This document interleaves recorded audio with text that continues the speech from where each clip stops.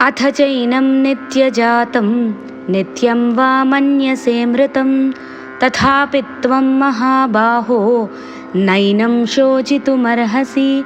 అర్జున, నీకు నా మాట మీద నమ్మకం లేకపోతే ఆత్మకు కూడా పుట్టుక చావు ఉంటాయి అని నువ్వు నమ్ముతుంటే, ఆత్మ కూడా శరీరంతో పాటు పుడుతూ చస్తూ ఉంటుంది అని నీవు అనుకుంటే కూడా నీవు ఈ విధంగా శోకించడానికి అర్హుడవు కావు. నీవు యుద్ధం చెయ్యాల్సిందే, తప్పదు అని అన్నాడు కృష్ణుడు. దానికి కారణం తర్వాత శ్లోకంలో వివరిస్తున్నాడు. జాతస్య హి ధ్రువో మృత్యుః ధ్రువం జన్మ మృతస్య చ తస్మాదపరిహార్యేర్థే నత్వం శోచితుమర్హసి. అర్జున, ఈ శరీరంతో పుట్టినవాడు శాశ్వతంగా ఈ భూమి మీద ఉండడు కదా. అలా ఉండగలిగితే నీ తండ్రి పాండురాజు, నీ తాత విచిత్రవీర్యుడు, నీ ముత్తాత శంతనుడు కూడా ఉండాలి. కానీ వారు ఎవరూ లేరు కదా. అందుకని పుట్టిన ప్రతివాడు చావక తప్పదు.